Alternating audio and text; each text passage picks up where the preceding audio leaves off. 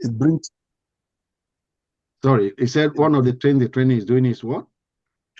One of the things the training is aiming at hitting on us is to bring us to a place where we don't see who to blame, the blames, the problems. What we should be seeing is the solution, what we are meant to do, not outsourcing it to any, but rather bringing ourselves up to date with solutions. That's what the program is really hitting at. Yeah. But I really want to. The possibility of really we seeing, going by the last lesson you made mention of, not the government, don't look at the government. Sure. The possibility of truly looking at our community all by ourselves without minding the government. Yep. I'm trying to see the possibility of that, sir, because the government is part and parcel of us. No. Is it? Are they not? Are they? But they are, sir. Prove it that they are part of you. We know the local government chairman. We rally round for the election day to elect him. Okay, sir. The fellow people that are even working, we know them.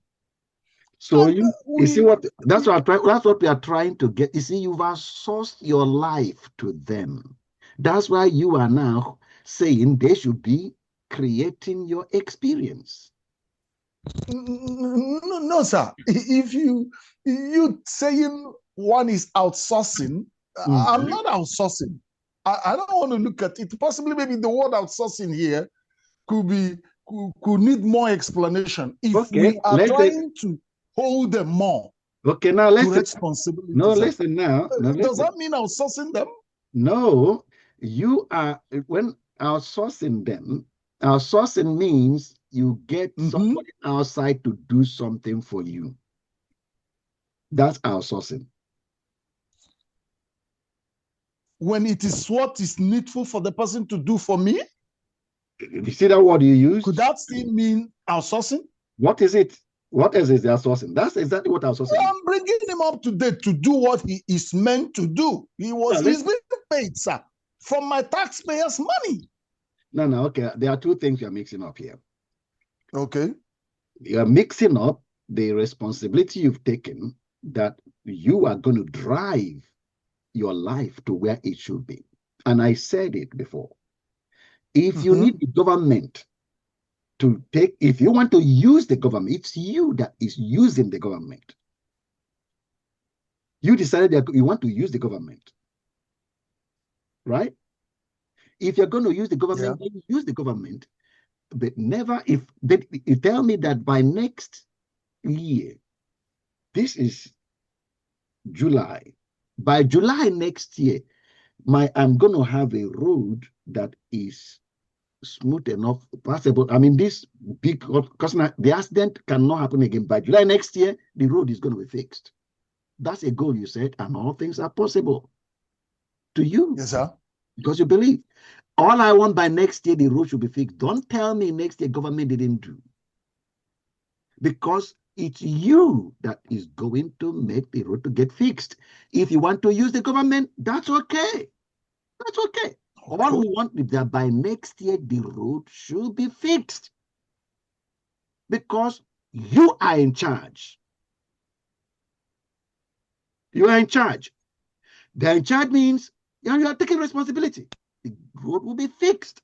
That's the reason I'm born for this place, to experience a bit of heaven. And in this particular place, heaven will be manifested by this time next year. So you decide to mark, if by that goal there, it's now clear how we are going to be experiencing life by this time next year. How do we go from where we are now to there? It's your responsibility. Find out how. And I said before, you can use the government. Government is your tool. Government is a tool. You elected them. That's what you said. You elected because you want to use them. What if the tool you bought to use is not working? What do? I change it. You abandon your road. What if the tool is not working? Then you don't do the job. That's what you call that's what you call outsourcing. If by this time next year the road is not fixed, and I asked you, Daniel, why? I said the government didn't do. You outsourced it to the government, which you shouldn't do. All I want is that this road will be fixed. If you need to go and sleep in the government, you have the local government, go and sleep in his house. If you want to, whatever you need to do to, if he is the one you want to use, you are the one to use him to fix the road. He is not responsible for fixing the road. You are. You are. So you want to use him to fix the road.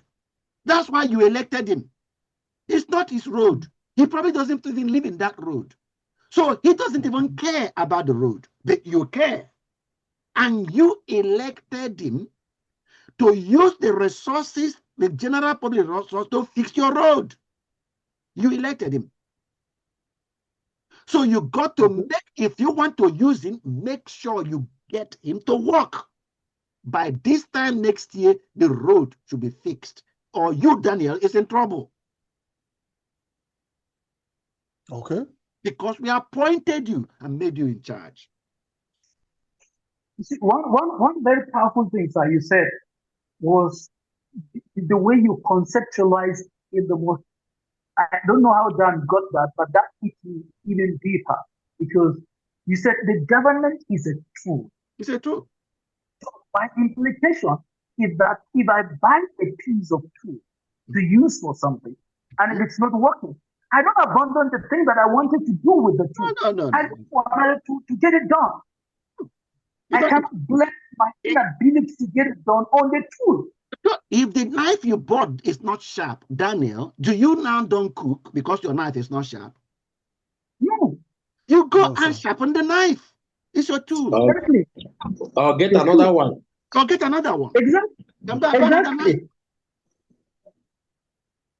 You know, again, sir, another reason, Dan always comes up with questions that force us to think in a way that we can domesticate all of these things to our reality. My piece yesterday, which we will publish this afternoon in one of our online newspapers. I remember one of the things I was saying came from some of the conversations we have had. The problem with us seeing ourselves as being in charge is because we always have a fire brigade approach to solving problems. When the problem fixed now, we do not realize that in building systems, strategies, and processes, you may have to wait up for years to get it done, but there must be a goal.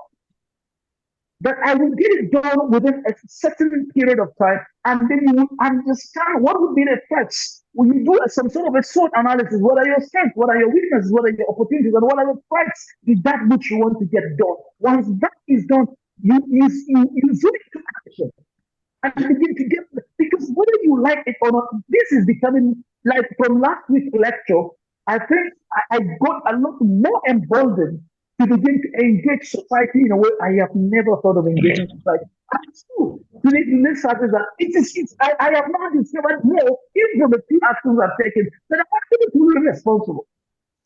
Because I am now seeing people to do the things that I want us to do without even asking how this is going to get done. I guess because of the way I have the vision, and I believe these things will be done. I'm having time frames for myself. And every day now I wake up, I'm like, this thing you're doing for Kev, how is it going to affect this thing that you're doing in the next day? I begin to check myself. I'm being responsible for myself because I know that every action, no matter how infinitesimal, counts towards the success of that which I have ahead of me. As a result, I'm not even thinking of any government official. I'm not thinking of somebody not doing well for me. No. It's my responsibility. And like one of the things I said to some of my group of friends, I said, see, if you and I want to make the change, want to make at the national level, forget about it happening in 2027. The people who wanted it done have already mapped that. We didn't start on time. So we must build strategies, but we can never give up. And we begin to see signs of what we're doing in 2027. But by 2031, it should be clear to the world that this people mean business. But we cannot wait until 2030 to begin. We must begin now. by building systems and strategies and processes and strategies to engage the system. It is little by little, and it forms over time and balloons into a revolution without weapons, without violence. Okay. Okay. Now, Daniel. Thank you, sir. The idea you just brought in, sir, looking at government as a tool, hasn't been there before now, sir. Okay. We don't see the government as a tool. Exactly. We don't. Okay. We believe the government, don't. In fact, part of us being in charge is also the government being in charge. Mm-hmm. Well, like I said, we are here. Right now, the idea and the whole thing is as a result of the way this whole thing has gone wrong. That's why it's now becoming a bit strange for us seeing the government as a tool. Well, I haven't been seeing the government as a tool before. Well, now. They are. Well, they correct it now because we have not been taught that you are in charge and that it is literally true that you are in charge. And heaven is not going to ask the government about your road. It's you. It's you heaven is going to ask about your road. Heaven is going to ask government about your health. You are the one to give account to God about your health, about anything about your life and your community. You are the one in charge. Government is set up by you. And if government doesn't serve you, set another one up if you want to use government. Okay? If you want to use government, set the government up, use government. They never give God the excuse that why the job is not done because the government you set up didn't work. If God didn't set the government up, you did. Because you want to use them. But you are in charge. Again, I emphasize just a small addition. Again, I emphasize for those who have not read that chapter of book 1, chapter 2 of book 1, please, I beg, let's go back to that chapter. Because there is, one of the things that reading does for you, I think the greatest lie the devil has ever sold is ignorance. Yeah. My people do not perish because they lack money. It's because they don't have knowledge. If you know your rights, if you know what you are wired to become, the capacity of the human mind, it is the greatest machine ever invented. There would be a machine in the world that will be as great and as powerful as the human mind. I remember I was quoting this. So there's a lot we need to do. Let's go back to that book. It comes again and again on the capacity for us to take charge. And when you understand that you're in charge, it changes how you approach everything. In fact, they have to remember eventually, without even information, senators, governors will have to cooperate with you to get things done in your community. That is my understanding so far of this thing. Okay. Pokis just introduced us to what we are doing next. Your greatest value. That's the topic we are dealing with. And that's chapter 2 of book 3. And we expect that at the end of this section, you will be able to identify your greatest value in life as what you become, not what you have. Yeah. You will be able to use goals to cultivate your potential. Cultivate what you become.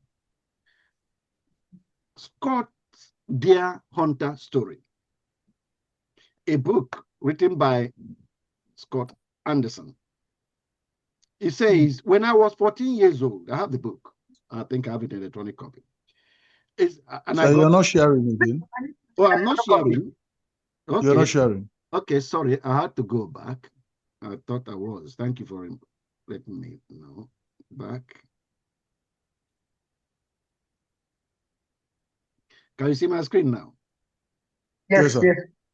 Okay, like I said, we are getting to the second chapter of this book, which is your greatest value. And I said that's your greatest value.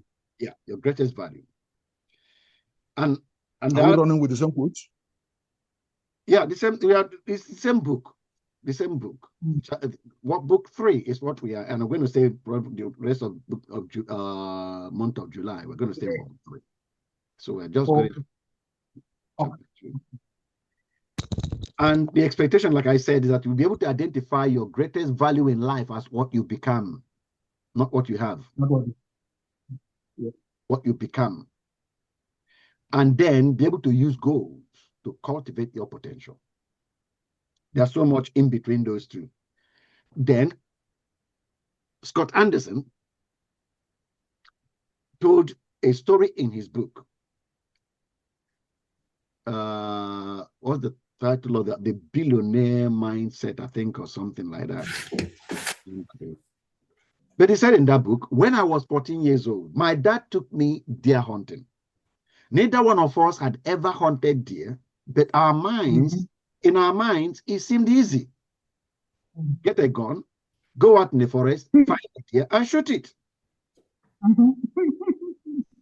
He said the thing that we go out deer hunting and wandered around that stupid forest for 3 days and saw no deer.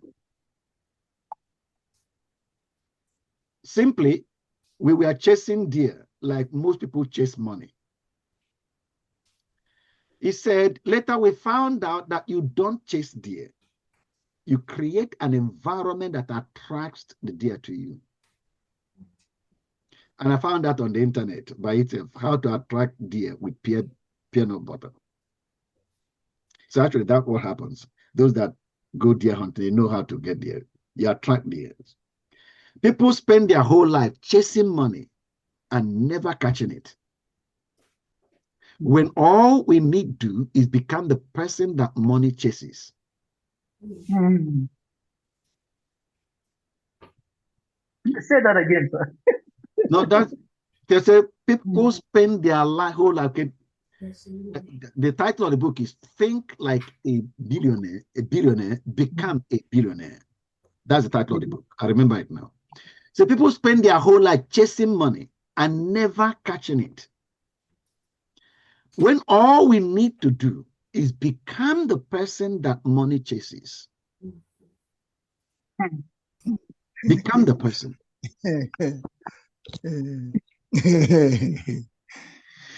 Sir, It's not theory, he's talking from experience. He is a billionaire, so he's telling you how it works. Okay? It's not to be argued. I know, sir. Yeah. But I'd like you to, you've brought up something, and the minds are raging. Okay. Minds are flooded with many things that if you leave it this way and move on, believe you me, who will still be struggling with the idea of what does it mean to just put yourself in such a way that money starts chasing you. That's the topic. That's the topic we are on. That's the topic of the training. That's the session we are on now. So listen, so you can see what it means. These are hunters. These are hunters who went to hunt deer. And they could. And now he's saying all you need to do is create an environment where the deer comes to you. Do not leave it just this way. You've just said it. So he will explain more. Don't worry, Dan. Wait. We don't fill it in with a lot of things we have believed we know about it, sir. Because here the problem lies with many who goes through some of this training. We sometimes comes with our preconceived mind. You are running to speed. I'm trying to bring it in so that more things will come out from him. He wants to teach us to be billionaire mindset. He's another high class billionaire mindset. You know what I've discovered? When we leave these things this way, one of the things I've discovered, when we leave it this way and it's being said, without much emphasis laid on it, we usually bring in our preconceived mindsets into it, thinking that's still the same thing. When it is entirely different. You will not be able to do that if you allow me to go through this session. You will not be able to. Let's allow him now. Let's allow him. Dan, wait for explanation. No, but that's what I'm about to give you, more explanation. That's what I give us a deeper insight on that. That's what I want to do. They should wait now. So let's go ahead. Yes, sir. Write that, whatever is written in your mind as a question, write it down. If it's not answered, then let's come back to that. So I said there's a huge difference. Spending your whole life looking for money-making opportunities versus money-making opportunities hunting you down, begging for your acceptance. This is beautiful.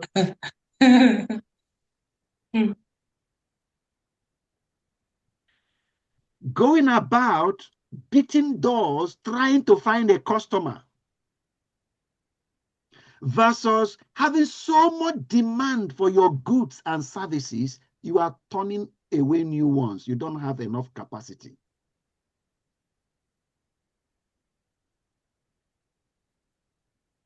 Your goods or your services, if you're giving services, your service is so good, there's such a long queue for 2 years waiting for you to please come and fix my thing. I don't want another person to touch it. Only you. You say, but my diary is already failed off for 2 years. I'll wait. Versus carrying your tools, knock on person's door. Please, I fixed and I do it very cheaply and I won't fail you. Will you please? They said, no, I'm not, no. And you go to another and knock on another door. Those are two different things, and it is happening. It is happening now in Nigeria. Right now. And you can choose which side to belong to them.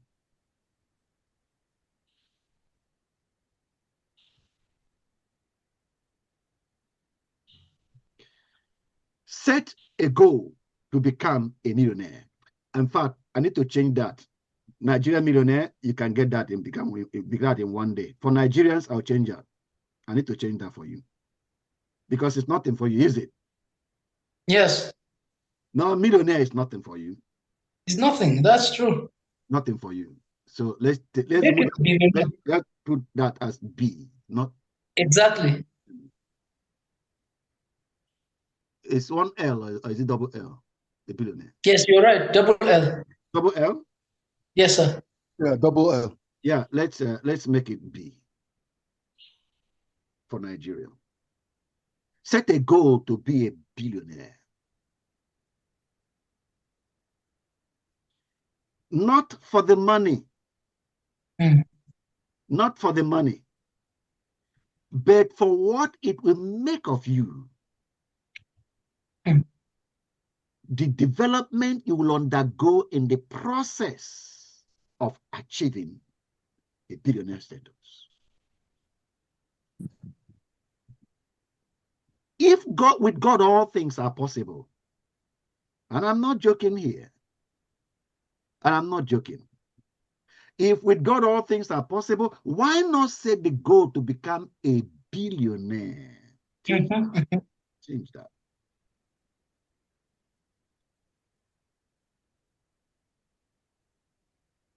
Okay?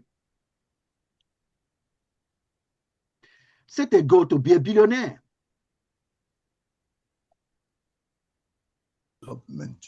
For the transformation you will experience in your process of accomplishing that goal.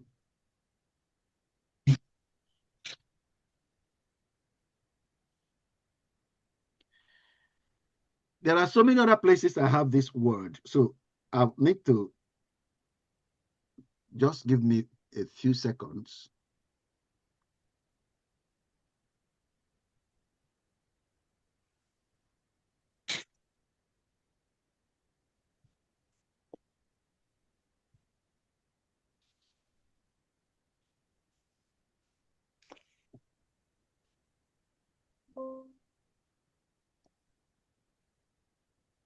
Okay.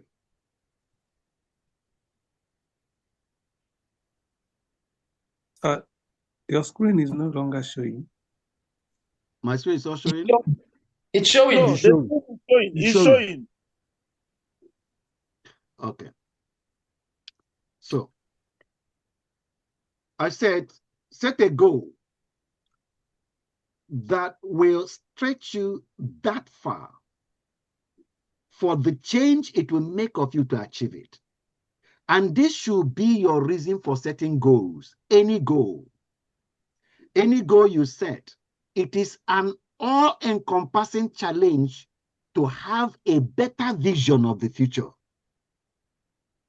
For what that future, it will make, what you will become in the process of arriving at that future. the new person you will become, the new mentality you are going to have, the way of functioning, the new way of functioning you're going to be transformed into, the new person you'll be transformed into.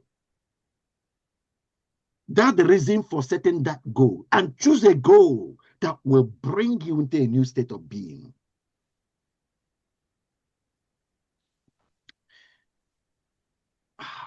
Let me carry on.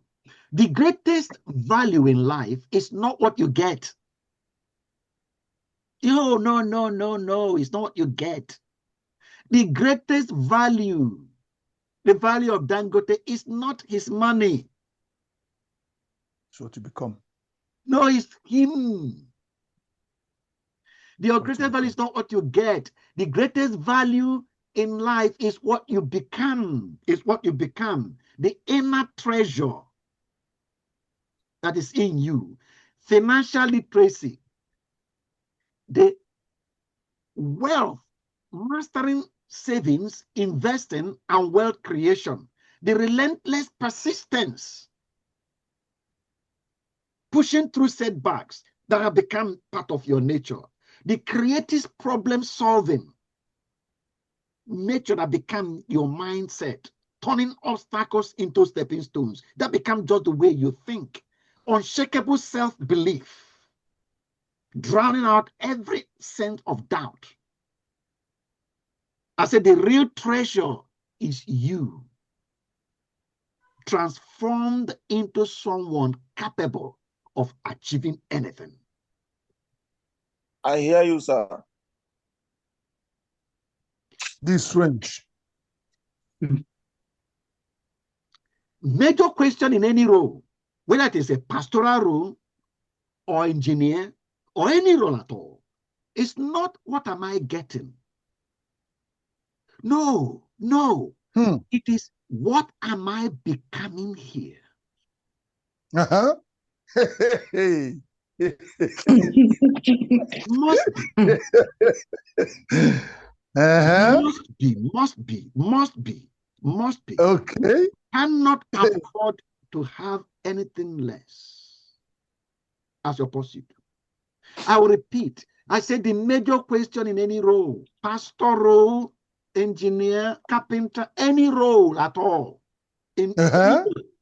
it's not what am I getting here. That's the point, sir. I said that is not the major question. It is what am I becoming? We don't think that side. No, you have to start today, you that is here. You must today. You cannot afford not to. Wow. You can't afford not to. It's getting sweeter now. Increase in your value is from what you become. The treasure you have built up on the inside.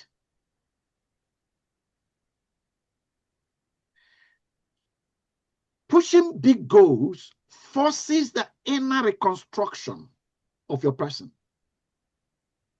It reshapes your habits, your knowledge, your character. And I said, a pastor example. A pastor in Benue church leader, a Benue church leader, aimed to solve community hunger. To achieve this, he studied modern agriculture knowledge. His knowledge changed. To achieve his goal, he partnered with NGOs and acquired skills, and then trained 200 farmers. That's the impact he made. Result, his competence attracted government grants because they can now do something. The government wanted to say they will do, but never get to do it, or don't have the skills, expertise to do it. Now somebody can do it that they can claim credit for. Because all they need to do is they sponsor it and then they claim we did it. They just need the thing done and they will pay for it for their vote, for the votes they want. And this church pastor doesn't care about vote. What he wants is to make massive impact. He gets government grants, I said, not because he chased money. He was not chasing the grant. He didn't get the grant because he was chasing the grant. He became a solution, and the grants chased him. The money chased him. I said he became the solution, and the money chased him. A pastor.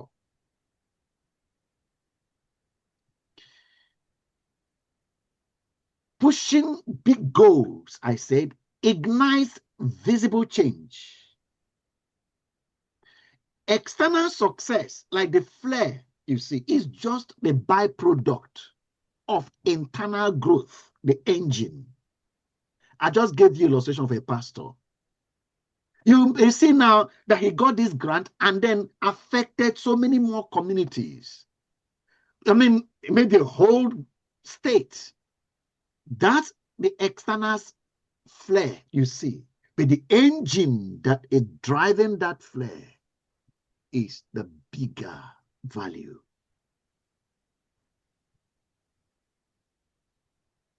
And that is the success. The guy became successful, not the external sphere, is the engine that he acquired, built in him. That was his success.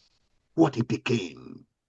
One that massively transforms states, whole local governments. And think about that. That is God capacity. That is God capacity. Whereas before, with himself and his 2 children and wife, 5 people begging for food, for people to come and give them food. Now, he feeds a whole state because of what he became.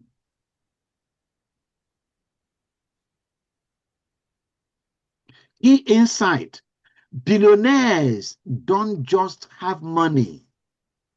They think, act, and solve problems differently. That's what separates them. It's not the money. It's not the money.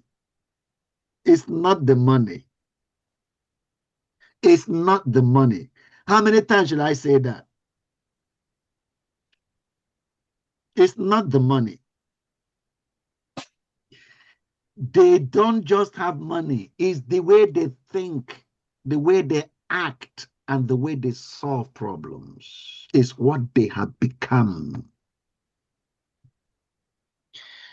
So I said, set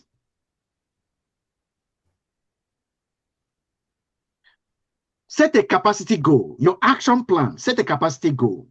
Not, I want 1 billion naira. No. Instead, I will master this skill to solve this community problem by that date. I will acquire skills, the skills that can be demonstrated in solving this kind of problem by that date. That's your billionaire acquisition goal. For example, I will learn solar installation to power our village clinic by December 2025. That's your billionaire capacity development.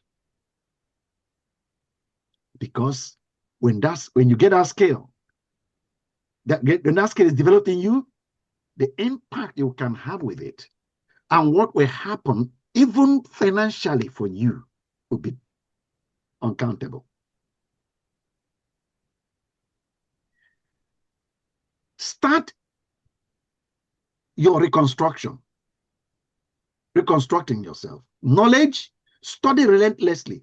Online courses, books, skills, practice daily.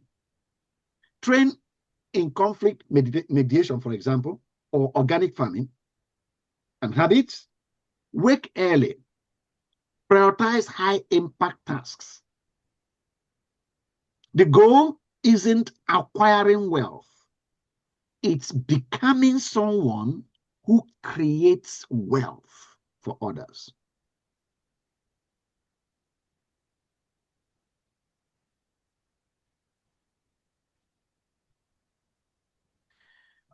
Your greatest value. Embrace disciplined transformation. Set goals that transform you in the process of achieving those goals. Let the transformation you will experience be the ultimate desire. That's what you want. That's why you set that goal. The goal that will change you, make you learn something else that you didn't know before, acquire a skill you didn't have, function at a level you are not functioning now.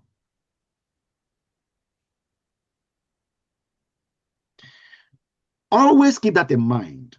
What will this make of me? Everyone desires impact, financial freedom, or community change. We desire it, but few commit to the daily habits required.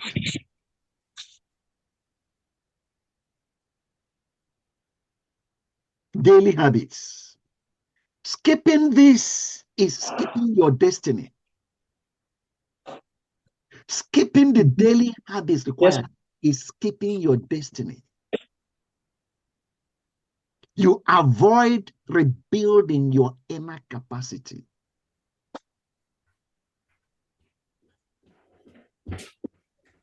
I know for many of us, you will rather pray for 100 days, fast and pray, and let the change happen without changing your daily habits.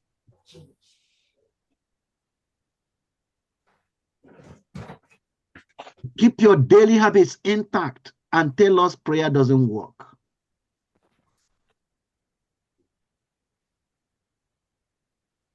Or you believe prayer works, but God is so wise. There's something else he is trying to protect you from. That's why he hasn't done it yet.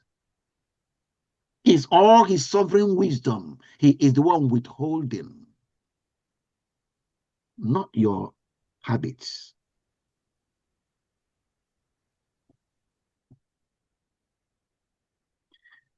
Comfortable habits like tardiness, procrastination, which many of you have testified is what you're struggling with right now. All of us struggle with that. They silently sabotage your calling. Example, a pastor in Ekiti dreamed of educating orphans, but constantly delayed paperwork. I'll come to it. I will do it next time. Result, 3 years, 0 progress.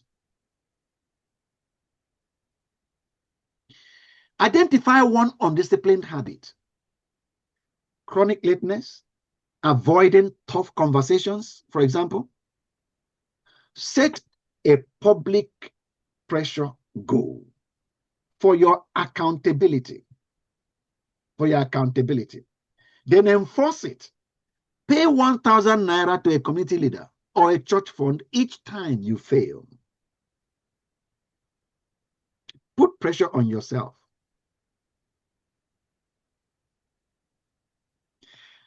Then real life application beyond ministry. A Rivers pastor aimed to reduce youth drug abuse. So he set a goal. I'll train 5 volunteers in counseling by March. Then he set accountability. Partnered with a local doctor to monitor progress weekly. Outcome, his discipline attracted government support to build a rehab center.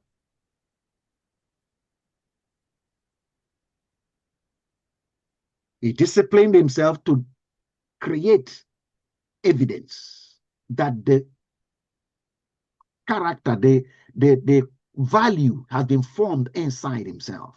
He created evidence for it. And based on the value that is formed in him, money came looking for him. I said money started coming to him.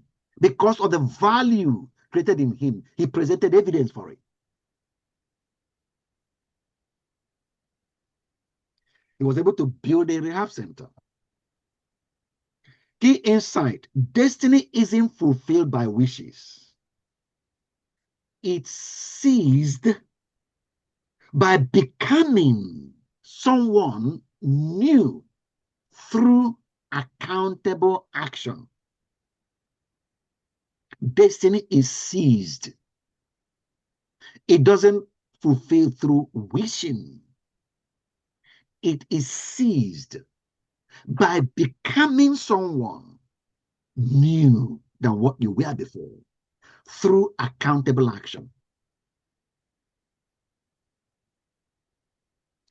The true measure of goals: cultivate your inner treasure.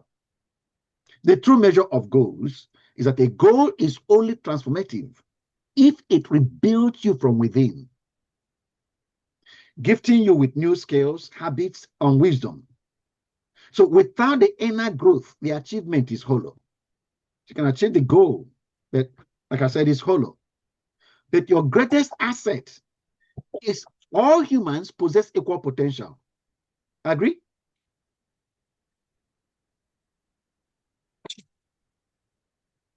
Yes, sir. It's true, sir. Yeah. It depends what you use your own, how you develop yourself.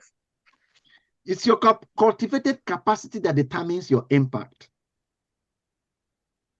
All humans have equal potential, have the same potential as Dangote, the same potential as Bill Gates, the same potential as anybody else. It is how your cultivated capacity determines your impact. Example, two pastors start with similar influence. Pastor A prioritizes salary. So after 10 years, stagnant skills, dwindling impact. Pastor B pursues growth, learns irrigation tech, partners with farmers, result, fights hunger in 5 villages. His cultivated skill, not his pulpit, became his domineering treasure. That's very deep. His cultivated skills. Oh God. Action steps for leaders. Audit your growth quarterly. Ask, what new skill did I learn? What problem can I now solve that I wasn't solving before? Stagnation alert. If answers are unchanged for 6 months, seek new challenges.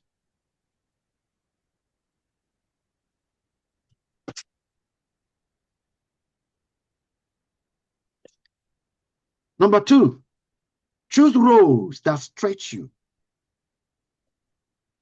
Choose roles that stretch you. Reject safe positions that don't develop community solving skills.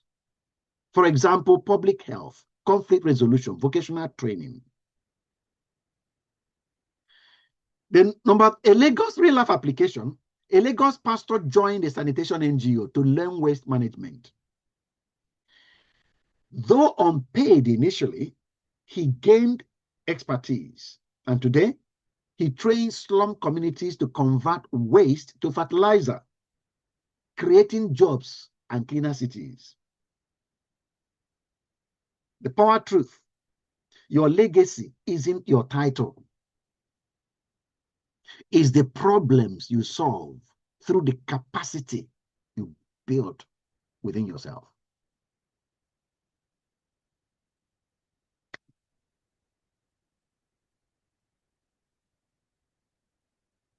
Live your purpose.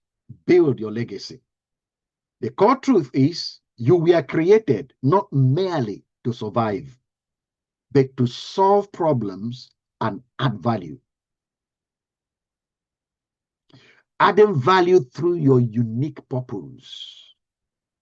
Your worth isn't in years lived, but in capacity built to serve others. Your worth is not in how long you lived, it's in how much your capacity have developed to serve the needs that are in your community. annual growth check. I said, ask yourself, is my ability to fulfill my purpose stronger this year than last year? What new skills have I gained to tackle societal needs? Warning, I said, again, like I said before, if your answers haven't changed, you are what? Please read that. If your answers haven't changed, you are aging, not growing. Your impact is stagnating. You get the difference between aging and growing. Mm-hmm.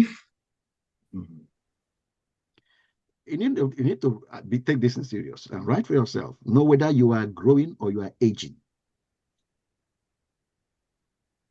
As an annual growth check, you are celebrating birthday. You're reminding us that you've added 1 year. Have you aged or have you grown? You've aged. The billionaire mindset. Set a goal to become a person of multiplied capacity, not for wealth, but to master the art of creating lasting change. Example, become a billionaire is equal to develop the ability to positively impact 10,000 lives through your work. That's what we're challenging you to become. Why this transforms communities? Your growth fuels societal solution. A pastor in Kano learned solar engineering. From there, he powered his village and then trained youths as technicians and reduced unemployment. His real millions is the 200 skilled young adults solving energy poverty. Those are his real billions. Capacity is permanent. Money can be lost, but your ability to create change cannot be lost. High inflation, government activity, and whatever can make your money that is in billions become worthless. But your capacity can never become, can only get better.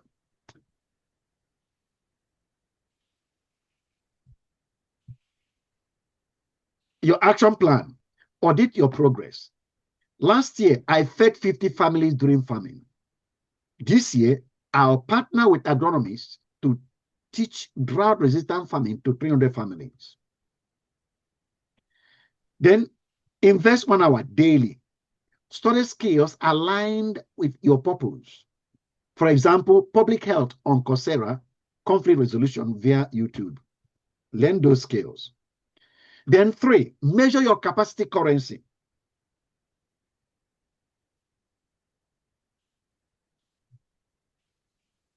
Metric, problem solving. If it is stagnant or danger zone, in repeating the old methods you've been using to solve problems. But if you are growing, that means you've learned new solutions. For example, you learn new way of harvesting rainwater. Check your capacity for reaching the community. The same 10 villages you have always had, that's what you still have now. You are stagnating. You're stagnated. You're not growing. It's a danger zone. On the other hand, if you are training others to replicate your work and your work being replicated by others, then growth is happening.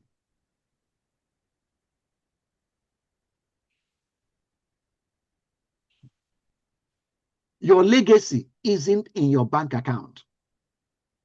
It's in the lives empowered by the capacity you built. Your capacity to empower lives. Invest in your transformation. The ultimate priority is that your greatest life asset isn't wealth or titles. It's in who you become through relentless growth.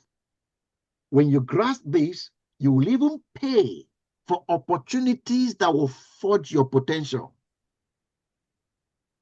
After all, that's what people do in schools, isn't it? That's what we go to school for.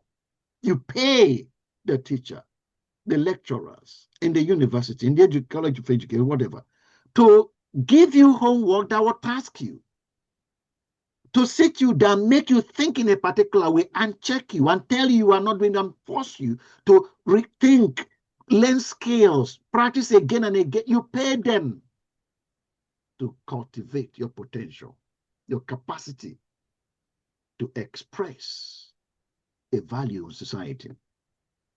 And I say, when you get that development, the cultivation of your potential, if you get it as the greatest asset of your life, you will pay for opportunities for that to happen. You will pay. Radical mindset shift. Imagine offering to pay an NGO or an agri-business to let you work for them for free. I'm sorry, you pay them. For you to work for them, you pay them. Why? Because their system will equip you with skills to transform communities. Perhaps organizational skills, perhaps some technical skills that will employ to alter the experience of the communities.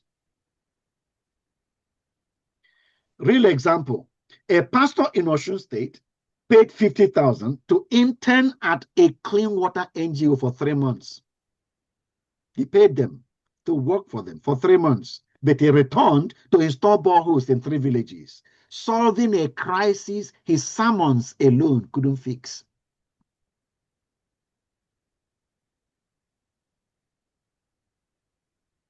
Sermons challenging people with money that they should be more helpful to their community. No, they should be doing something. They shouldn't just be there, and nobody put any borehole anywhere. Outsourcing. It was outsourcing the solution to people that have money. People he thought had money. But when he paid and acquired the skills, he came and mobilized, and the problem got solved. His sermons alone couldn't solve it, but his skills can.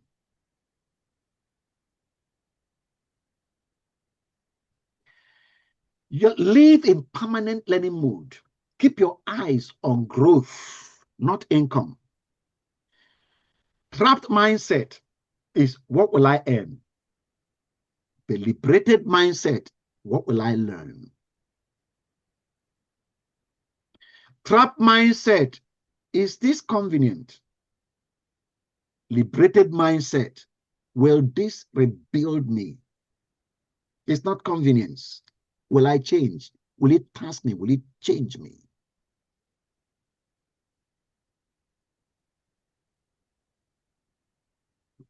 Result, you gain problem-solving prowess that outlives money. Outlives money. Outlives money. Action plan for leaders. Set transformation goals.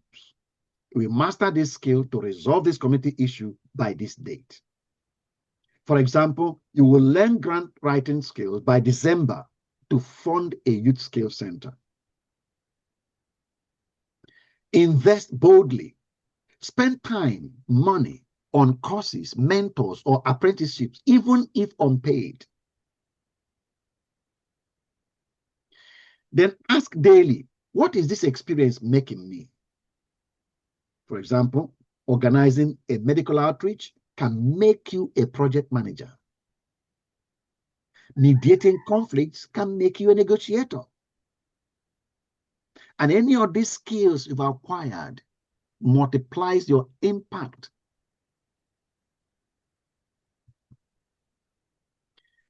Power truth, you are your own greatest investment. The skills you build today will heal villages tomorrow. So aim high and guard your character. Reject mediocrity. Avoid easy crowds. Comfortable circles preserve weakness. For example, a pastor surrounded by yes men never improved his broken community programs. Don't want anybody to challenge you. You are not ready to grow. Want to remain the way you are. Want people to be answering yes, yes, sir, yes, sir, yes, sir. Action. Join groups where members challenge you. For example, a cross-state development coalition demanding data-driven results. Something you don't know how to do. I didn't used to do it, but that's what they demand you must do. Join that group. Join that group so that they force you to expand in your skill set and grow. Seek pressure cookers. Seek it. Pursue environments that force growth. Where you are the least skilled, go there. For example, a tech hub is mobilizing youth digitally. Go to where failure has consequences. For example, accountable partnerships with local government, where if you fail, you will be in public sphere. So failure is not allowed. Go there. Judas warning. Values over velocity. Values over velocity. Judas' goal was 30 silver coins, right? Yes, sir. Yes, sir. And we said that wasn't evil. Making money is not evil. But the compromise to get it destroyed him. What he became. Judas' mistake. He focused on acquiring wealth. But your safeguard, focus on becoming principled. Somebody governed by the life principles. Enduring success. Laws that cannot be broken. And therefore your life cannot be broken if it is formed by those laws. Judas focused on acquiring wealth. And I said, your safeguard is to focus on becoming principled. Judas used shortcuts, betrayal. I'm asking you to embrace hard integrity. Reject shady contracts. Judas ignored character. He allowed his character to be eroded. I'm asking you to daily ask, who is this making me? What am I becoming? Real story. A Rivers pastor refused a bribe to silence his corruption expose. Though poor, his integrity later earned international grants for his school project. His integrity. Again, he was not pursuing money. Money pursued his quality, who he became. Become versus acquire, the ultimate distinction. Bandits acquire money through violence. So getting $1 billion naira is easy. In Nigeria, people can easily get $1 billion naira. It's becoming a billionaire that is different. And I'm not asking you to acquire $1 billion naira. I'm asking you to become a billionaire. You become a solution builder through skills and character. Done. So, sir, billionaire is not about money. No. Billionaire is about affecting billion lives. Is that? Yeah. It's about skills developed. It's about skills. Because I know when if in Nigeria, particularly in Nigerian church environment, and we say affecting billion lives, some of us even think it's having 1 billion people in your congregation. It does not mean you've affected their lives. It does not mean you have affected their lives because they come to your church. Anyway, let me allow you to finish, Daniel. No. You're changing views and concepts, which I believe myself. I've always think that's the way it is here. A billionaire is not a person who have affected, who have gathered skill, who have developed tenacity on something. A billionaire is somebody who has billion, either in naira or in dollars. Okay. And here you are telling me that's not a billionaire. That's not a billionaire. No. But you're giving me the different view of a billionaire. No, you are defining billionaires. No, I think you better ask a billionaire what a billionaire is. And he will tell you it's not the money. So do I need to ask him? He's a person who has billion nairas. That's what I'm saying. That's what I'm saying now, that you are taking your definition from what you saw. You are looking at you are from here. You know, Jesus looked at a tree. Huh? Yes, sir. And then defined it as fruit-carrying tree, and went there and found no fruits. What happened to the leaves he saw from far? He cursed the tree. They look green. They look green, so he can define it as a fruit. You are ascribing to it what it doesn't have, and it didn't last. That thing, that greenness didn't last beyond Jesus' just word. Jesus spoke, and that's it. Because it doesn't have it, even though you ascribed it to it. I think I'm also right, looking at a billionaire, somebody who has billion naira, and here you're telling me that he is not a billionaire. You are ascribing a bill. I said a billion. You called him a billion, but he is not. He has billions. That's it. He has billion naira, but he is not a billionaire, because when the billionaire requirement demand comes. When you make a demand of him as a billionaire, he can't fulfill it. He cannot. He doesn't have the capacity. He can't.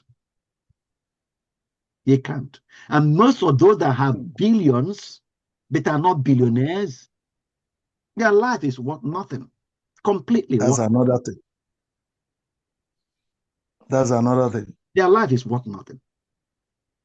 Being a billionaire is different from having billions. No, it's completely different. We are learning the truth here. Okay. Bringing the truth to our minds here.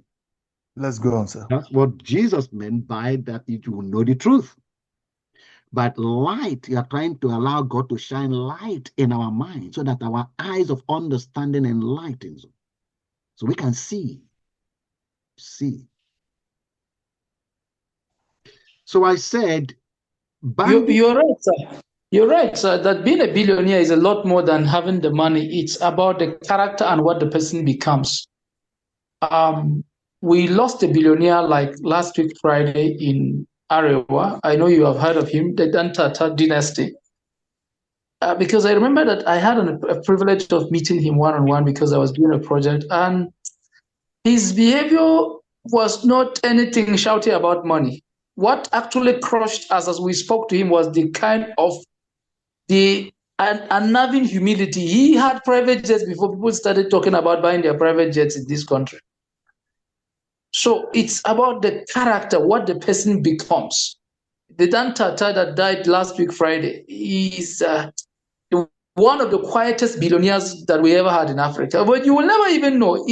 His character is so simple. The man is just so. For me, I think it is what he became in his character and all of that, and it's beyond the money.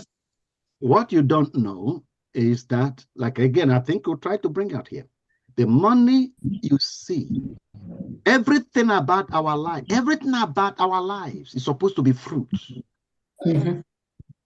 Okay? Everything about your life is supposed to be, they are fruits. That's the way they are fruit. That way they are designed natural. It should outgrow from within you. Everything. And that's what the thing is about. Okay. To help you that you are a producer. You are a generator. You are a creator. Okay, sir. Mm-hmm. So there's something that Let happened. me just finish that. Let me finish that, Vincent. Okay, sir. Okay, if sir. I come to your house now with a gun in your head and open your safe and take the billion naira that is there and go and put it in my room, I haven't produced it, but I have a billion naira, but I have not produced it. Even you that I took it away from, we go somewhere else where they don't have any gun harassing and produce the billion again, because that's who you are. You produce it because that's who you are. The people, I'm sure you probably read about the life of Mark Zuckerberg, Bill Gates, and some of these billion in naira and in dollars. But I said because I'm talking about these because they are stories in the public space. But I'm sure that the same thing in Nigeria. The guy that Poki talked about, now I don't know if Poki hadn't met him, he wouldn't be saying that. But if he were to write his story, the same as these ones I've mentioned, you find the same thing is common among all of them. They never set out to become billionaires. It wasn't even in their mind. They simply became and birth as they were cultivating, taking opportunity, cultivating inside them, ideas coming, and they incubate those ideas and birth them. Money started coming to the ideas they were birthing or what they were doing.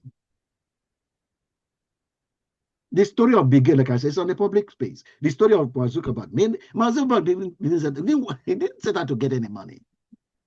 It's what he was producing that he continued, kept changing it to make it better. The same thing with Bill Gates, Steve Jobs, all of them, they're billionaires. To make it better.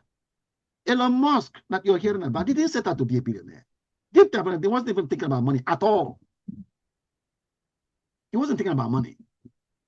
But he's probably the biggest person in the world today. But he was not thinking about money to start at all. He wasn't.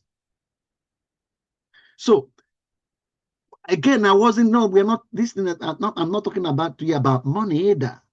I'm just pointing to that thing that is in us. We are godlike. God capacity that is inside that is undeveloped because we haven't been made to pay attention to it.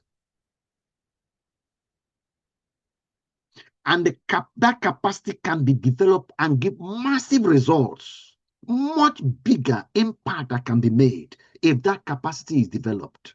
You on a pastoral role, you are not locked into what is called pastoral duties because some people have that in mind.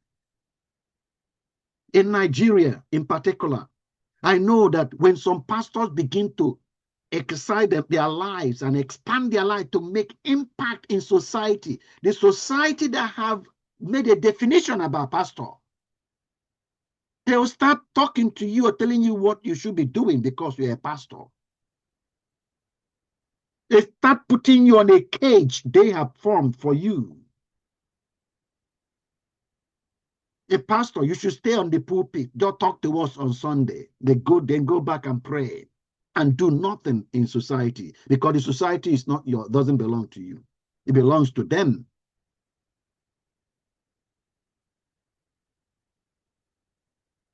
But there's nobody else that owns society than the pastor.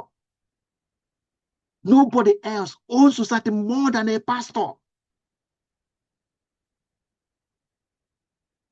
Nobody else owns a society more than a pastor.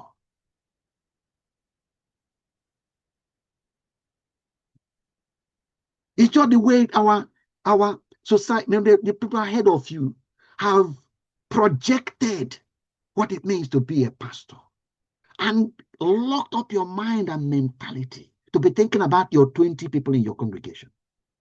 That it's these ones you manage, you just help them to go to heaven. But nobody else owns society like a pastor. The role it occupies to transform the lives of society. Vincent has, I think maybe his internet took him off. He wanted to say something. But let me carry on now, see where we'll get to. So I said, the bandits acquire money through violence. You become a solution builder through skills and character. Your billionaire definition, therefore, is I am becoming someone who creates opportunities for 10,000 livelihoods. That's the billionaire definition. Oh, Holy Spirit, help us to get there. Let it get in. Let it get in. Because I can see the Holy Spirit making this happen and cultivating the capacity to happen. Your bank account reading 0 in Naira.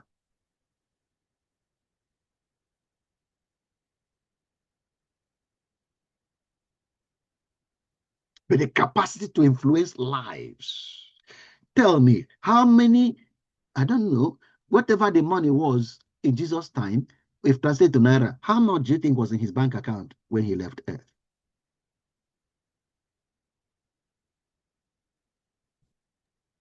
Zero. Sorry, I didn't hear you, sir. I lost your voice. Jesus.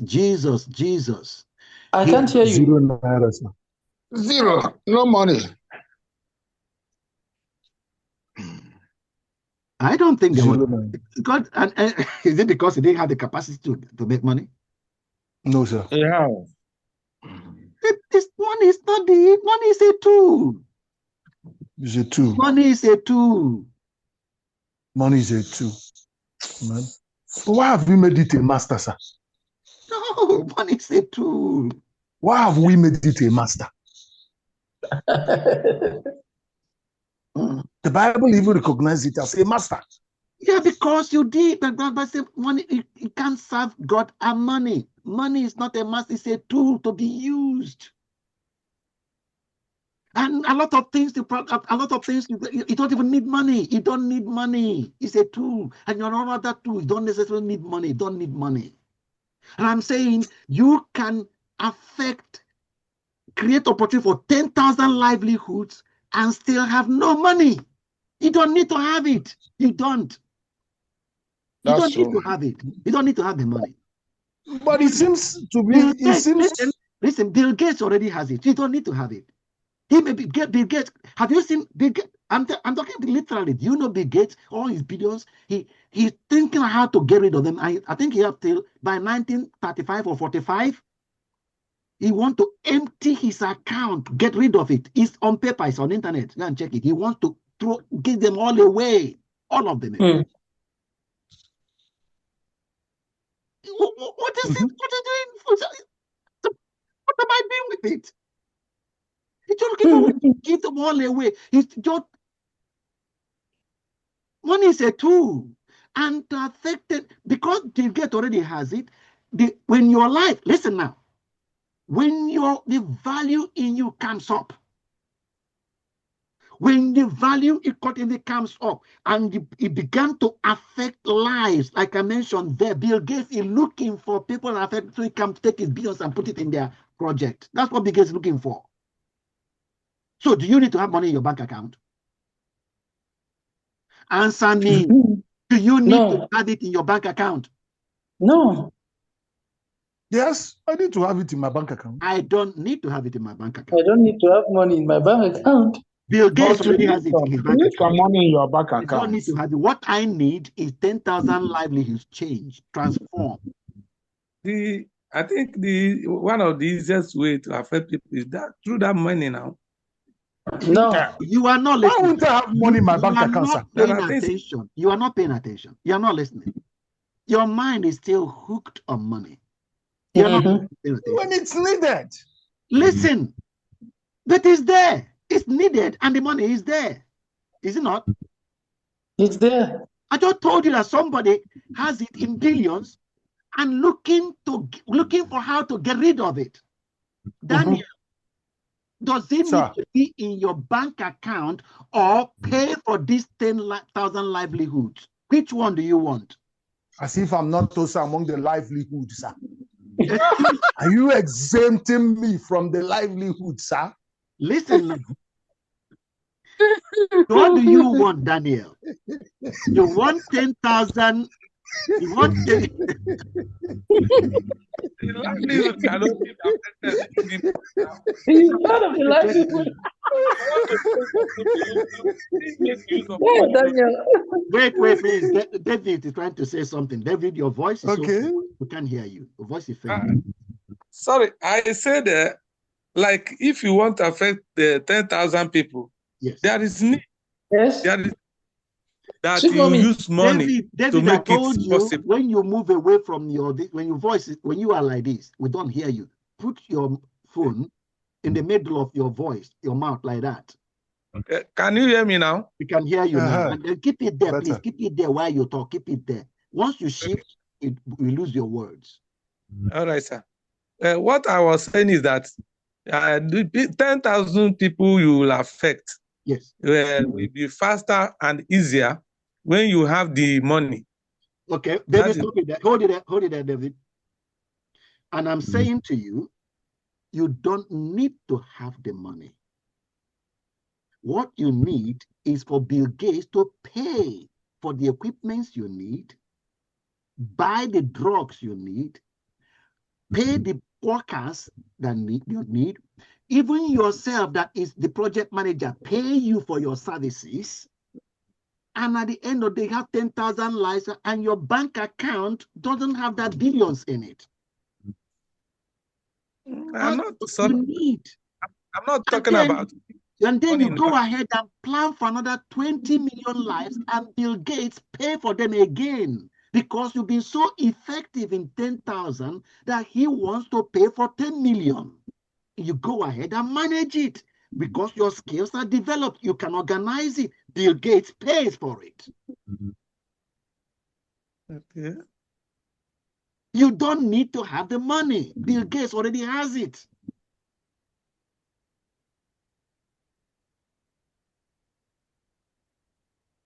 In Nigeria, even Dangote or Elumelu, and some of them, they already have it. They already have it. You don't need to have the money. What you need to have is the skills and the know-how to cause the change. That's what you need to have. That's your greatest treasure. You need to be able to cause the change. If you're able to cause the change, the money will come. The money is there. The money is there. It will come to you if you are able to execute the change. But even in our practical lives, I think Dan, you are not also being honest to yourself. If you check your life, you will realize the greatest impact you have had on people over the years has nothing to do with money. Okay, I must continue. The greatest impact, check your individual lives. You will realize the greatest impact you have had over people had to do with the burden, the passion that drove you to doing the things you did. It wasn't money that was at the end of it.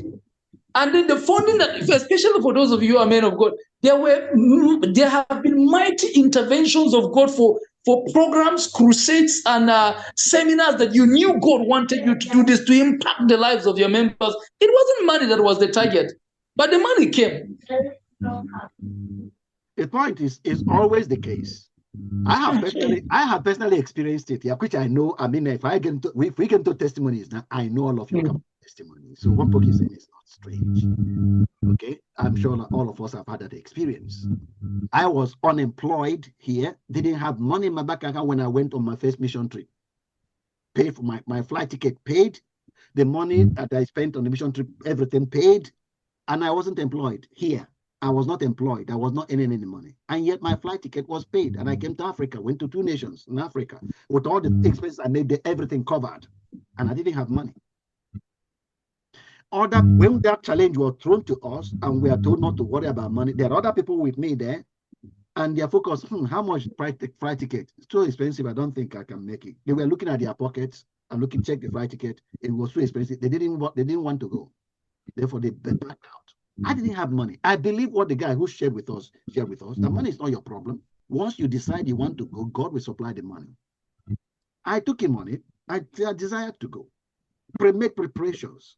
I admire what I was going to do. I wrote the letters. He told us, you write letters, send to your friend, tell them you want to go. And in fact, the money will come in. And sure enough, the money came in. Money came in. More than enough. Pay for my ticket, come to Nigeria. No, not Nigeria. Went to Uganda and then to Sudan, and then came back. Owing nobody. So you don't need to have money in your bank account. What God is only saying, if you are willing and obedient, you will experience the kingdom. You will eat of the good of man. If you're willing and obedient. Daniel is talking about, my mind keep looking at, I'm talking about that Oko market, supermarket, Oko market, and the edification he talked about, the toilets they talked about building, all that. They all cost money. The project itself needs money. Daniel doesn't need to have the money. But Daniel needs to be willing and obedient. And the skill Daniel will develop from going through the process of making that change will even equip Daniel for more opportunities in the future. That skill that it will prepare him to even attract more. That more money than Daniel still will not have in his bank account, but is there already, waiting for, looking for, they're just scanning around to see where there's something magneting this money. Right now, that people that have that money, right now, Daniel, you meet them, they meet you, but they pass. They don't think of giving it to you right now. They don't think about it. But it's in their bank account. Until something builds up in you, until something happens through society. Next time they talk to you, you mention, then the money comes to you. So it doesn't need to be in your bank account. It doesn't need to be there. That's why you should not be looking at your bank account.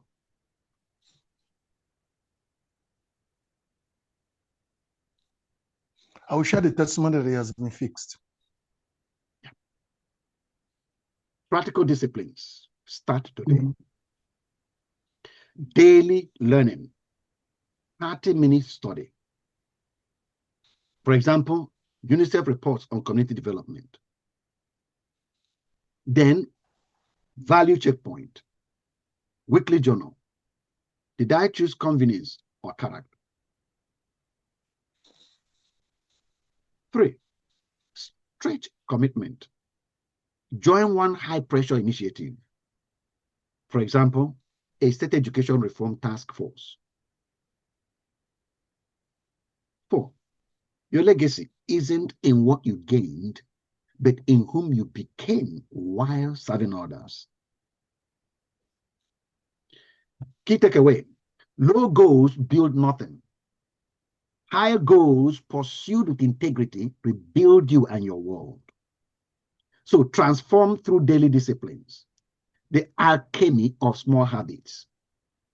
Your destiny is forged in daily routines, not grand gestures. What you become hinges on simple, repeated actions. For example, reading 5 pages daily on community health transformed Pastor Ade in Ogun to have child mortality, reduce the child mortality in 2 years by half. Just reading 5 pages a day on community health equipped him with knowledge and skill to do what he did in the state to halve the child mortality in 2 years. 5 pages a day.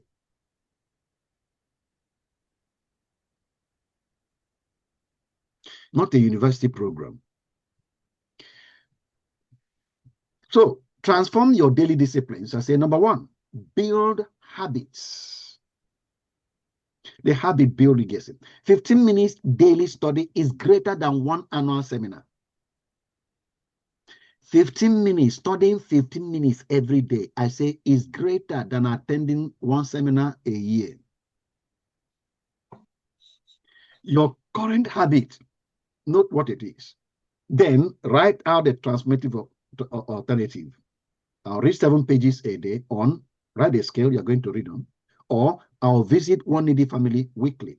Whatever it is, a habit you're going to cultivate. Then spiritual physical synergy. Morning prayer plus monthly retreats, as in text, plus afternoon scale practice, for example, learning drip irrigation via YouTube. Real Nigerian examples. The daily discipline of 30 minutes agricultural podcasts can make you become a farm innovation coach. And you'll be able to teach 30, when you made somebody to teach 300 Ebonyi farmers to triple yields. The daily discipline of weekly hospital volunteer work every week. I've turned somebody into a public health advocate. Reduce clinic wait times by 60% in Enugu.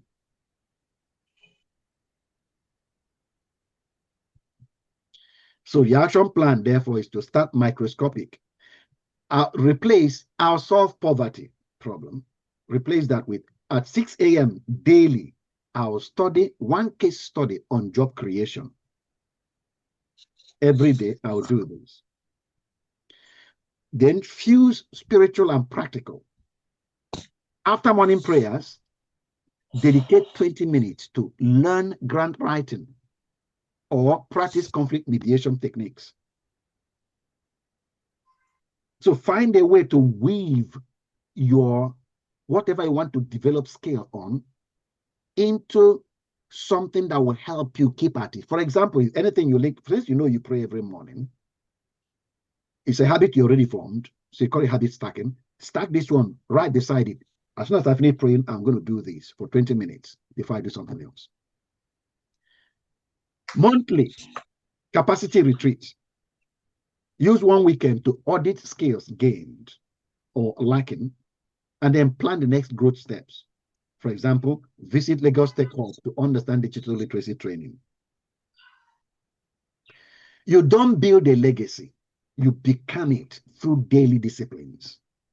Your inner machinery attracts outer opportunities. I think I've mentioned that. So final charge, stack your clock by growth, not comfort. Hey, somebody need to talk to me about that. Set your clock by, please answer me. Can you talk on me? Talk to me about that. Not pokies, not pokies, not pokies. Some other person, talk to me about that. Set your clock by growth, not comfort. Become the person your community needs. Yeah, what does it mean to set your clock by growth and not comfort? By daily discipline, sir. Set your clock by growth and not comfort. Tell me what it means, Daniel, if you're talking. Otherwise, can I hear you, Christopher? I think that has to do with the vision you have, even though it might not be comfortable to you, but set that clock according to what you want to achieve, the plan you have. Another person? Okay, another person. Vincent? Yeah, I think set your clock by growth is the daily activities you do should be for enhancement, for improvement. What does it mean to set your clock by comfort? Yeah. No, I think question. Anybody else? Anybody. What does it mean? Okay, I think. No, set your clock by comfort. Okay.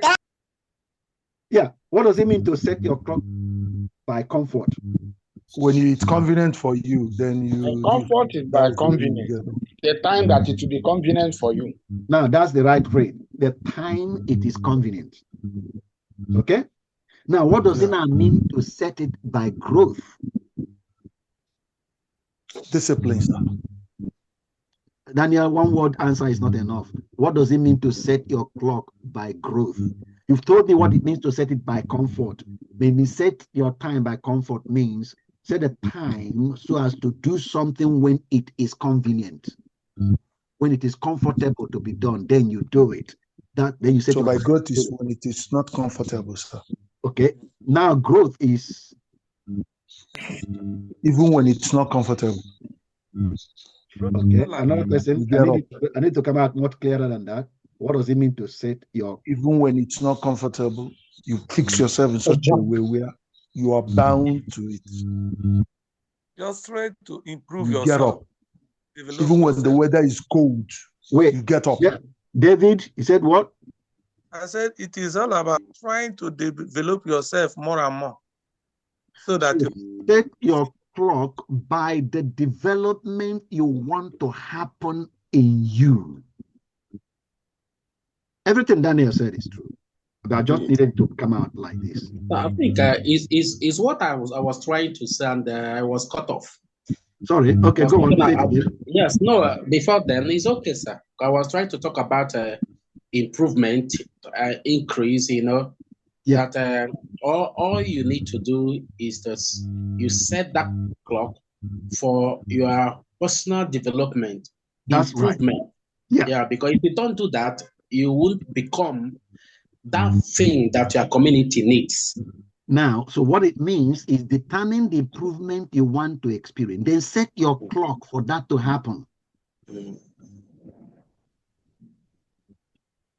Determine the improvement you want to experience.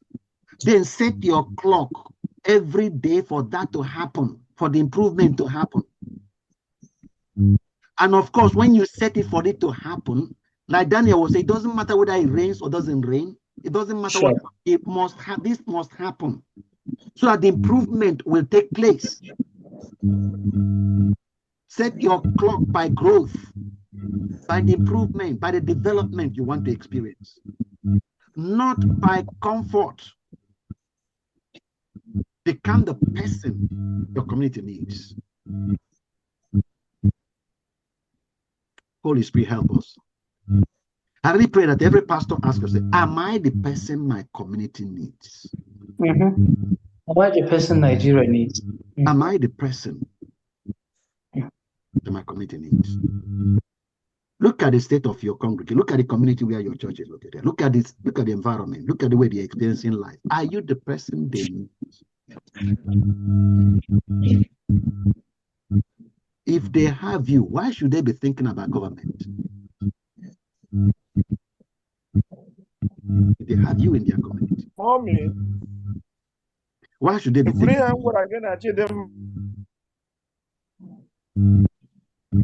Okay. Conclusion.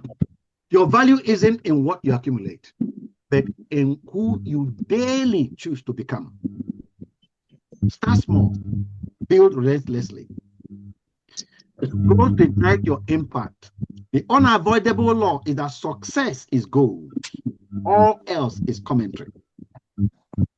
A quote from Brian Tracy. Every transformative leader, Nelson Mandela, Mary Slessor, Jeff Bezos, changed the world through deliberate goal setting. Your divine wiring demands the same discipline. Deliberate goal setting. Your charge reimagined. Jesus commanded, go into all the world. That command isn't just spiritual. It's a blueprint for societal transformation. Mary Slessor set goals to stop infanticide and reshape Nigerian communities. Go into all the world. You can set goals to end hunger. Just like Mary Slessor ended infanticide, you can end hunger. You can set goals that end illiteracy or conflict in your sphere. Why goals multiply your impact? Without goals, you find yourself drifting, reacting to crisis. But with goals, you direct the happenings, preventing crisis from happening because you direct things. Without goals, you are limited. I help my 20 church members. But with goals, you become expansive. I'll train 100 villagers in conflict resolution by 2025. And without goals, the ideas stall.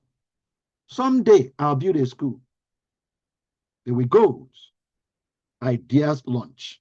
First goal, secure land permit by June. The goal is launched. A pastor, the Nigerian proof, a pastor Chid in Borno set 3 goals after discovering his purpose. Train 30 youths in solar installation, electrify 5 IDP camps, and then partner with NAPTIP to combat trafficking in 2025. He set those goals. Result, EU funded his work after goal 1 succeeded.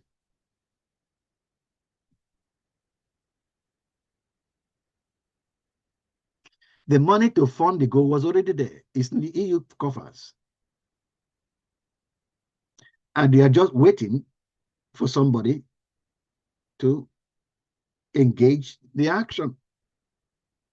3-step goal activation. Pinpoint your world, not change the whole country. Instead, end water scarcity in 3 villages near my church.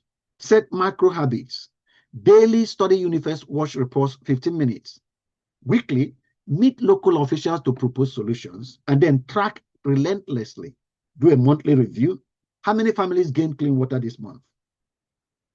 Your idea, like Facebook's genesis, is a seed. Goals are the water that makes it grow beyond you. Final charge, stop drifting. Start targeting. Your community's liberation waits on your next written goal. So takeaways, cultivate your greatest asset. Number 1, you are what you become. Number 2, so your legacy isn't in salary, cars, or title. Now, Obinna, Ben Obinna. I'm not sure he's hearing me. Ben, if you're not paying attention here, put off your video. I'm paying attention, sir. No, you are not. You don't. I told you I am looking. You are on my screen. You are right in front of me, and I see you talking to other people, talking on your phone, making it. I don't like that distraction.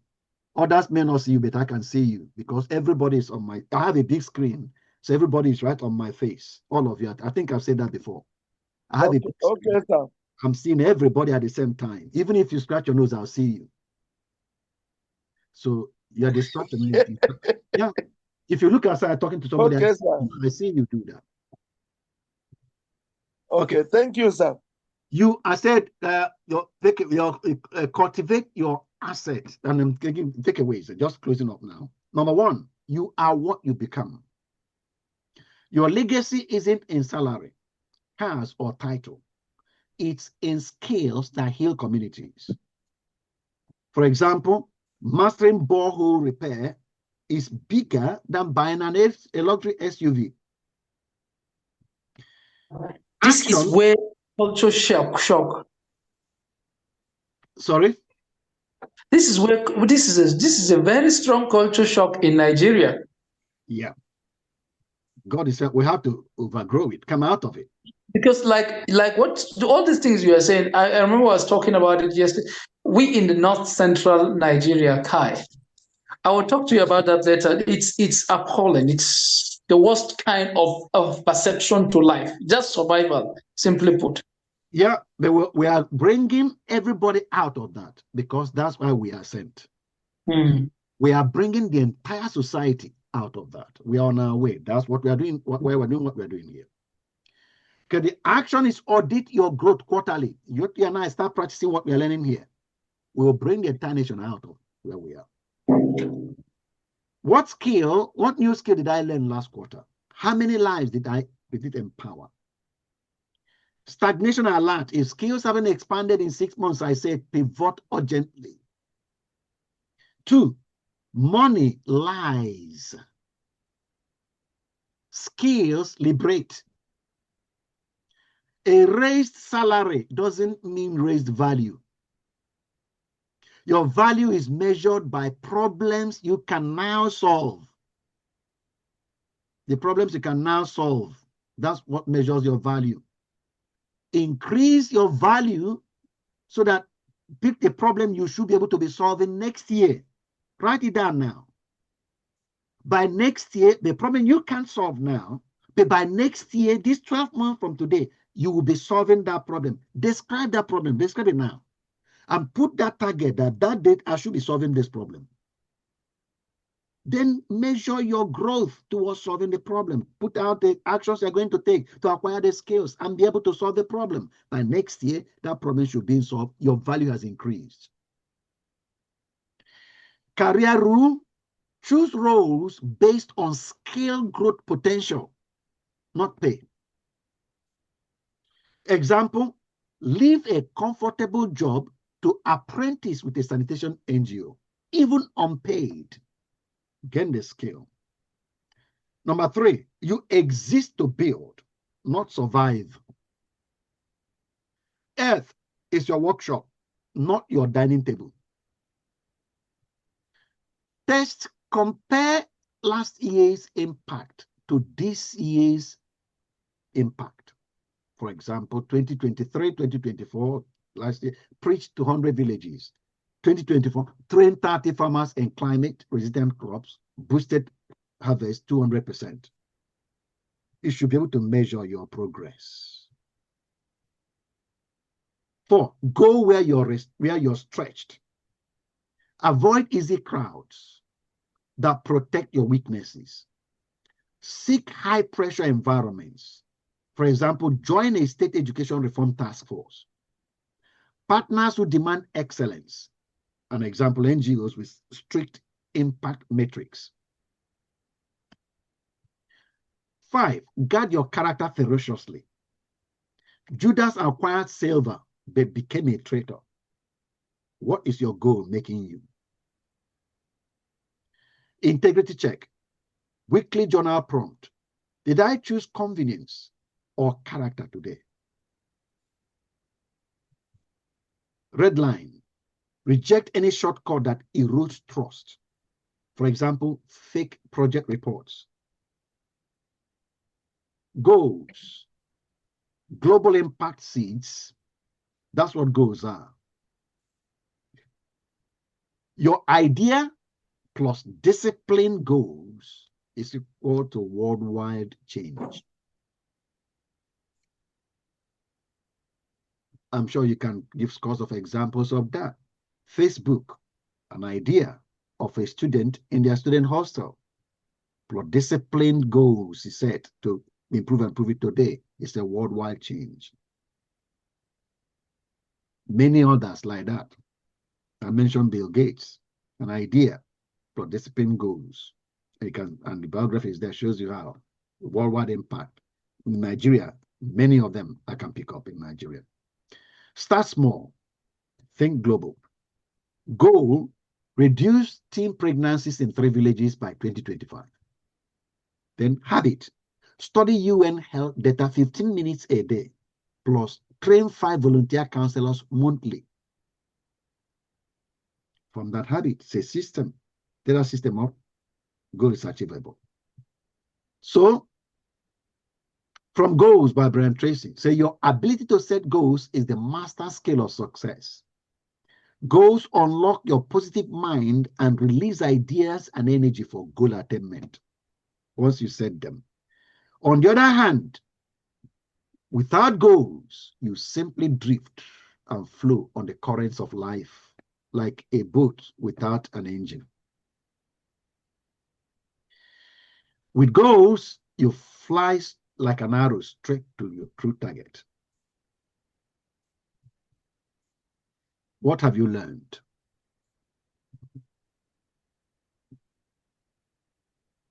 Can you tell me, please, what would you say is your greatest value in life? My skills. My skills. Okay. Boki should be the last to speak when I ask next time.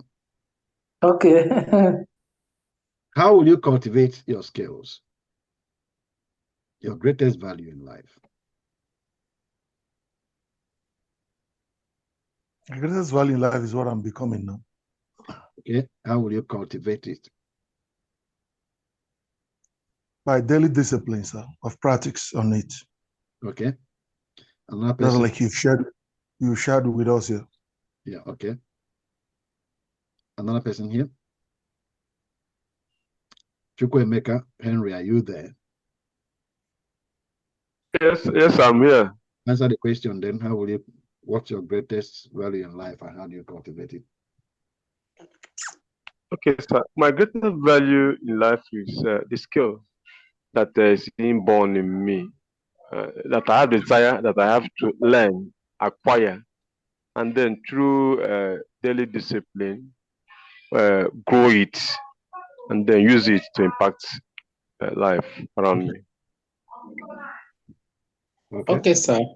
I think I found out that when you have like what Pocky said, which is quite true, my skills, and I found out that your scale or my scale is always in tandem with my vision, what I want to achieve. That means I will always do all I could on daily basis to improve on that, to act on that, and also to deploy it for the benefits of my community. Thank you. So the new world this takes you into is the subject of the next session. I don't know whether I hope we'll get to it today. Is there any questions about this? Do you have any question that's outstanding? I told you to rather the questions and allow me to, even though we tried to answer them as we went along. But do you have any questions? If you don't have, I'm going to drop a link. I have feedback. Okay, go on. Give me feedback if you have. I wrote down here. Yeah. When you said something about the billionaires, Scott's, their hunter story. Yes. On becoming a billionaire. Yeah. He told us it's not about the money. It's about the development, the transformation you go in becoming that billionaire that eats the man. It got my attention. So I wrote down, what are the development? What are those transformations? Then you started mentioning, the development you go through, persistence, coming up with a skill that helps you impact your community. Yeah. So to be sincere, that's it's a game changer for me. Okay. In fact, I'm looking less at these things now from the way unfortunately, in fact, it's even from the pulpit, they fueled my mind to begin to feel this thing to be, billionaire being one who has $1 billion naira, or a millionaire being someone who has $1 million naira, because I really sat under a person who, the day he got an honorarium of 1 million naira just after speaking about 30 minutes in a particular conference or meeting, he came in and was announcing it to us that he is a millionaire today. And this is someone I was really listening to. I was looking up to. But right here now, it started making my mind believe that once I have $1 million naira, I think I'm a millionaire. And here I am having this. That being a billionaire is not the money. Rather, it is the development of skill that you have come up with that has helped you to impact people. And in developing a skill, it takes patience. It takes, determination, dexterity, until you conquer. Then now it's bringing you up to a place where you are impacting people. It has changed a lot of views on me. In fact, it has made me, I think I'm looking less on some things now that I was before now, considering that they are things. But not knowing they make you most times, if you're not careful, they make you worse. Yep. See the way avarice conquers your mind. You don't joke with somebody who plays with your money. You may even kill a person just because of money. Yeah. Yeah. So thank you, sir. Welcome. Now, can everybody up on the chat? I'll put a link. Can you open that link now, please, and go through? Complete that, please. Take the next 15 minutes or so. Or maybe 30. I'll give you, for each question, maybe give you a minute, so a minute and a half for each question. I think there are how many questions there? 10? 12 questions. So that would take you less than maybe 20 minutes. So it's 9 o'clock now, 9:20. I'll expect you to have finished it.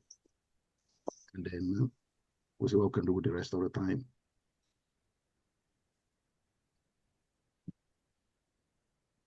It's on the chat. Just click the link on the chat. It will open up. Then complete it and submit it.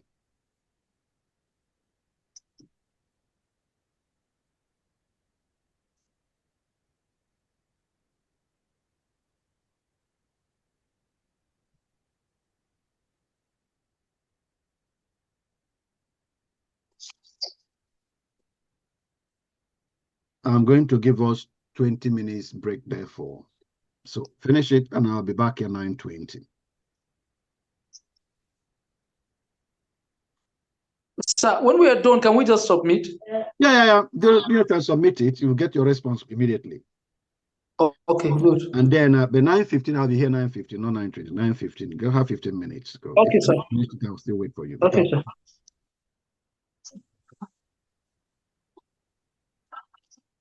Hello, Pokis. Hello, Pokis. I didn't get it clear what our mentor said. He says yes, assignment. I can hear you. Sir? I said I didn't yes, get that assignment. It's in the chat. It's in the chat. Check the chat. Click on the chat. In the chat, you will see that he has put a link. Click on that link. It will take you to the assignment. Okay.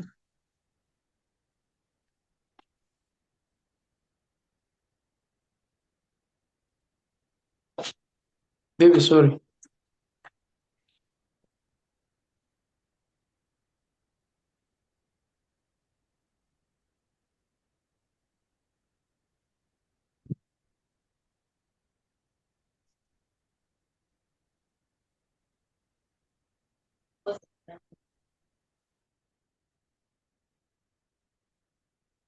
Ana class. Sabrina Maria had very massive value. No, already what are written when Paman's work 28 copies books that America. He has not finished. They have been sorting it out. One man, I have not also followed up on him consistently. And I have been thinking of doing it 2-3 days. On so many things. That's exactly why he's calling me. I'm in a class now. I will call him later. How many hours? Just 1 hour left. I will call him, baby.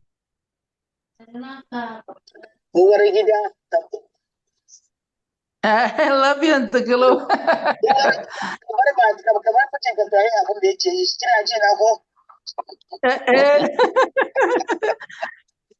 Tana jinki. Tana koyin kira wani mutum na ce masa sai an ji zan kira shi. Ina jin ka, I was hearing. Mommy, how are you doing? I'm fine. Madam, how are you? I hope you're okay, yeah? With the new baby. Please, mute your mic. Focus, mute your mic, please. Oh, Okay. sorry.